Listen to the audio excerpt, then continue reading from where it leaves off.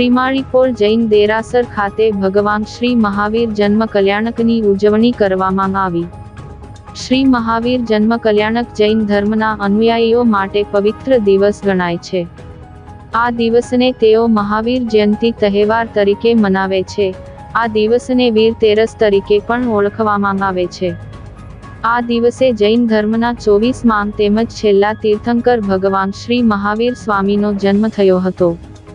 એમનો જન્મ ભારતીય વૈદિક પંચાંગના વિક્રમ સંવત મુજબ ચૈત્ર સુદ 13ના દિવસે થયો હતો। ભરૂચ શહેર જૈન સમાજ દ્વારા ભગવાન શ્રી મહાવીર જન્મોત્સવની ઉત્સાહભેર ઉજવણી કરવામાં આવી હતી।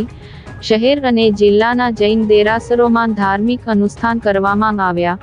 જૂના ભરૂચમાં શ્રીમાળીપોર સ્થિત જૈન દેરાસર ખાતે ભગવાન મહાવીરજીની પ્રતિમાનો અભિષેક પૂજન અર્ચન કરી ભગવાન શ્રી મહાવીરના ભજનોની રમઝટ બોલાવવામાં આવી હતી, જેમાં ગુરુજનો, જૈન શ્રેષ્ઠીઓ વિશેષ ઉપસ્થિત રહ્યા હતા।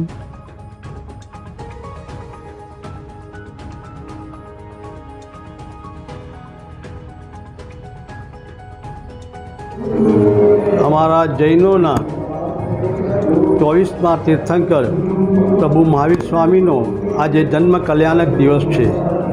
પ્રભુ મહાવીર સ્વામી એ અહિંસા પરમો ધર્મના સિદ્ધાંત ઉપર આખા વિશ્વને સંદેશો આપ્યો છે। પ્રભુ મહાવીર સ્વામી 30 વર્ષની ઉંમરમાં એમણે દીક્ષા લીધી। 12.5 વર્ષ સુધી ઉગ્ર તપસ્યા કરી અને કેવળ જ્ઞાન પ્રાપ્ત થયું।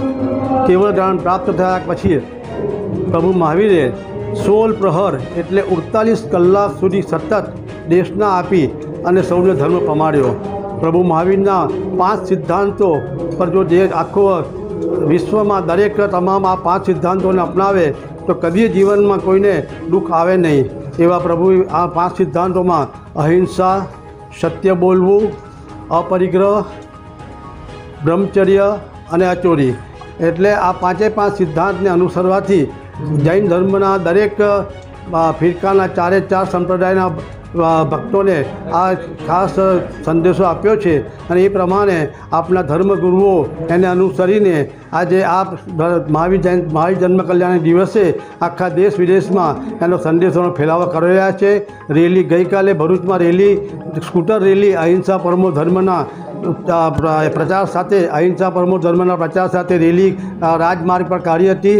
આવી રીતના ભારતના તમામ મોટા મેટ્રો સિટીમાં પણ આજે પ્રભુ મહાવીરની અર્ચના, પૂજા અને બધી જગ્યાએ આ પ્રમાણે એનો ઉજવણી થાય છે। ખૂબ ઉત્સાહથી જૈનો આ પર્વને ઉજવી રહ્યા છે।